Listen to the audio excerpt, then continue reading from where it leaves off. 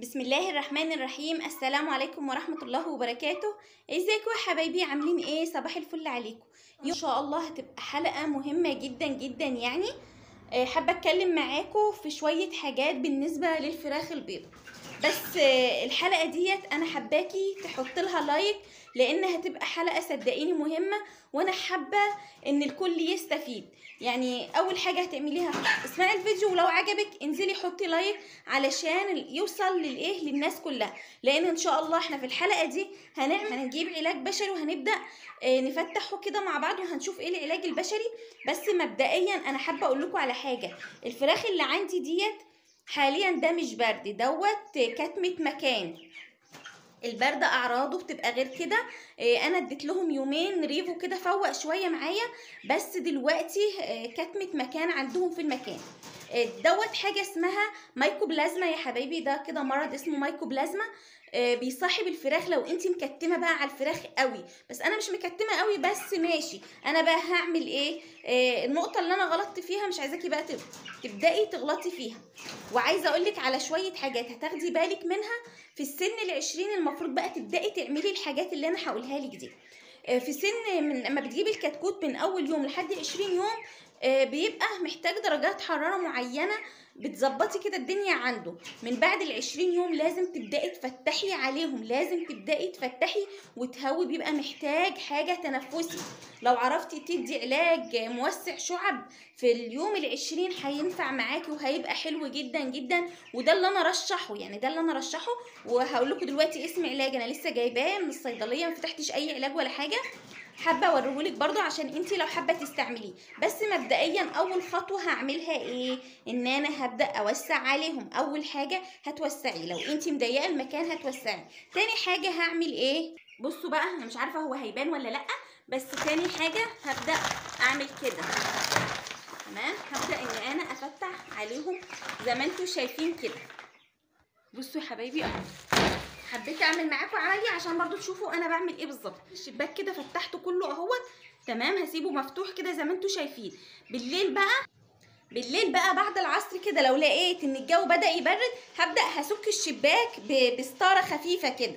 تمام، انا كنت بعتمد على التهوية من الباب، كنت بعتمد من التهوية عن الباب.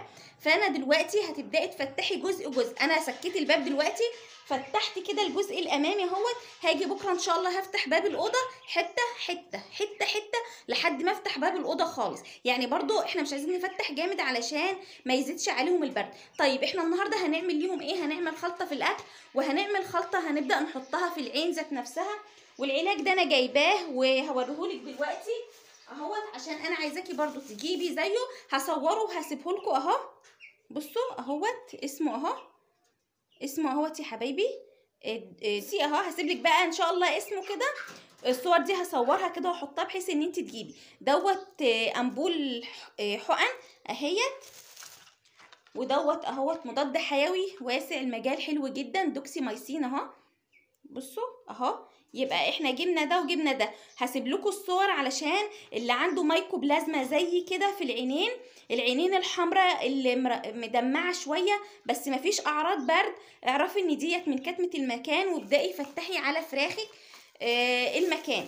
دوت بقى موسع شعب روعه روعه لو انت عايزه تجيبيه. كل ده طبعا من الصيدليه البشريه اهو، اسمه اهو اهوت. برضو هصوره لكم وهسيبه لكم بحيث لو انت حابه ان انت تجيبي برضو منه هيبقى حلو جدا اهو. تمام، هو حلو جدا، موسع شعب هوائي ومذيب وطارد للبلغم، هو حلو قوي اهو. تمام، يبقى احنا دلوقتي ايه هنستعمل ايه بقى؟ هتحتاجي قطره فاضيه. قطره انا غسلاها كده اهوت، مفضيه اللي جواها وغسلاها ومظبطاها فرخه فرخه، وهبدا هشتغل معاه. طيب المفروض ان انا هعمل ايه؟ بصوا، المفروض ان انا اهوت دوكسي اهوت. تمام اهوت، اللي هو ده اللي هو اهو دوكسي مايسين اهو. تمام، هبدا اخد منه حبايتين اتنين. هتاخدي منه حبايتين اتنين اهو. هاخد حبايتين كده. هعمل ايه بقى في الحبايتين دول؟ هبدا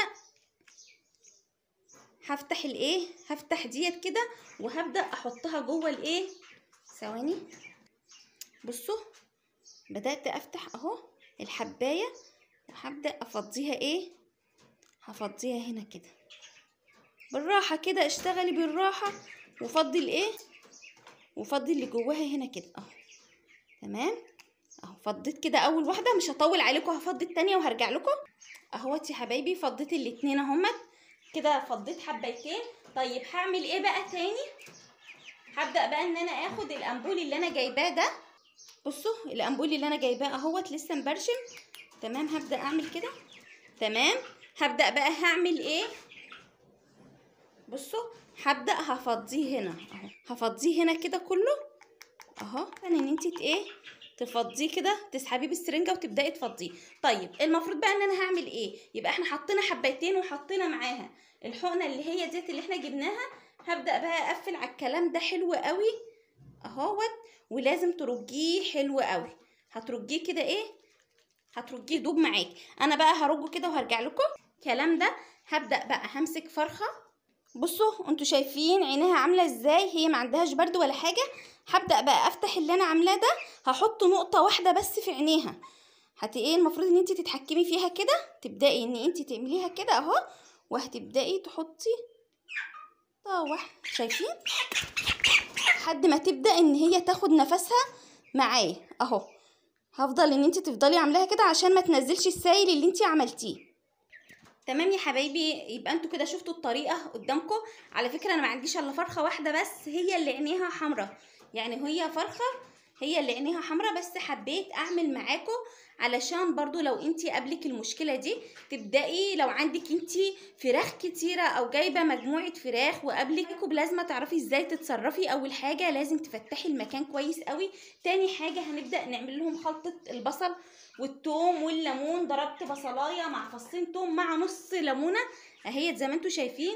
هبدا كده هقدم الاكل. في حل كمان هقولك عليه لو انتي مش حابه تعملي اللي انا عملته ده.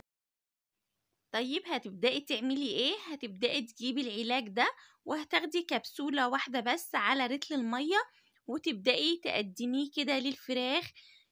هيبقوا زي الفل معاكي ان شاء الله. وهتيجي بالليل هتدي موسع الشعب اللي احنا جبناه ده، هيبقى حلو جدا جدا ليهم اهو. هبدا كده ان انا ايه، هحط العلف بس الاول اهو، وهحط بقى ايه خلطه البصل كده على الايه، على الوش، عشان انا عايزاهم يبداوا ياكلوا ايه بصل. حطيت البصل فوق وحطيت البصل تحت. جبت الحاجات دي وجبت العلاج ده. جبته علشان خاطر الفرخة الوحيدة اللي عندي عينيها حمراء، بس حبيت اعمل فيديو علشان الكل يستفيد مش اكتر. يعني جبت العلاج ده عشان والله الكل يستفيد، وعشان لو قابلتك حالة زي ديت تبدأي تتصرفي معاها على طول. يا رب بقى لو الفيديو عجبكم يلا حطي بقى، انزلي حطي دلوقتي اللايك علشان الكل يستفيد. حابة اوريكم عينيها برضو قبل وبعد. بصوا هي مغمضة عينيها اهيت. تمام، مش هنزل الفيديو ده الا لما هي تخف خالص قدامكم، علشان لو انتي خايفه ولا حاجه. شايفين عينيها عامله ازاي اهي؟ عينيها طبعا ما هيش قادره تفتحها كل اهو. بصوا كله عينيهم حلوين، مفيش حاجه تعبانه عندي الا هي دي بس. تمام اهي، شايفين بتعمل ازاي اهي؟ ان شاء الله هتبقى كويسه وهتبقى زي الفل. بصوا يا حبايبي ده كده تاني يوم لعينين الفرخه. بصوا بسم الله ما شاء الله فاقت ازاي. كانتش كده خالص امبارح، يعني هي ما كانتش كده والله امبارح خالص. بصوا بسم الله ما شاء الله فاقت خالص. النهارده حلوت خالص ازاي اهي. طبعا امبارح كان الجفن ده كله وارم. بصوا فاقت خالص اهي. تمام، هبدا برضو احط لها، انا بحط لها مره الصبح ومره بالليل. ان شاء الله بكره بقى لما هصور لكم اليوم الاخير ده هتبصوا تلاقيها بقت زي الفل. بس انتوا شايفين ملاحظين الفرق؟ شايفين العينين من عندي عينيها كده اللون الاصفر اهو، مكان ما انا بحط لها مايكو بلازما. تعرفي برضو ازاي تتصرفي وتتصرفي مع الفراخ. تمام، هحط النهارده كده وان شاء الله استنوا بقى بكره ان شاء الله هصور تاني، هنشوف بقى ايه هتبقى ايه وصلت لحد فين باذن الله.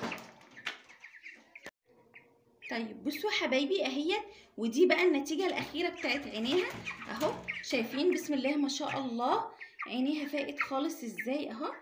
شايفين منظرها بقى عامل ازاي اهو. بجد بجد نتيجه يعني مبهره جدا اهي. عينيها طبعا فاقت خالص اهي، والعين التانية اهي. تمام، طبعا خفت خالص ما عادش فيها اي حاجه اهي. زي ما انتوا شايفين بقت زي الفل والله اهو. بصي اهو زي ما انت شايفه اهو. بصي عينيها عامله ازاي. لا الصراحه مش عارفه الكاميرا مش موضحه ليه، بس اهي خلاص الفرخه زي العسل معايا، الفرخه زي الفل اهي.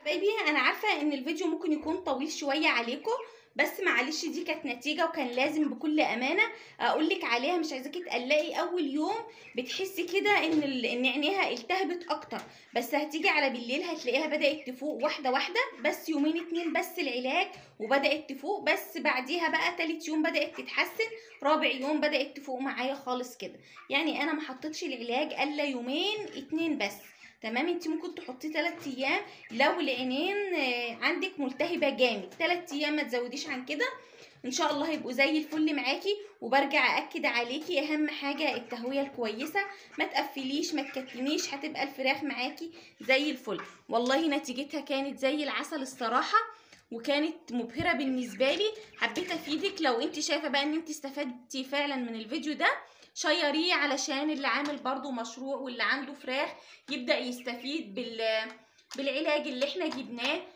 ودي كانت حلقة النهاردة. ما تنسوش بقى اللايك يا حبايبي، والسلام عليكم ورحمة الله وبركاته.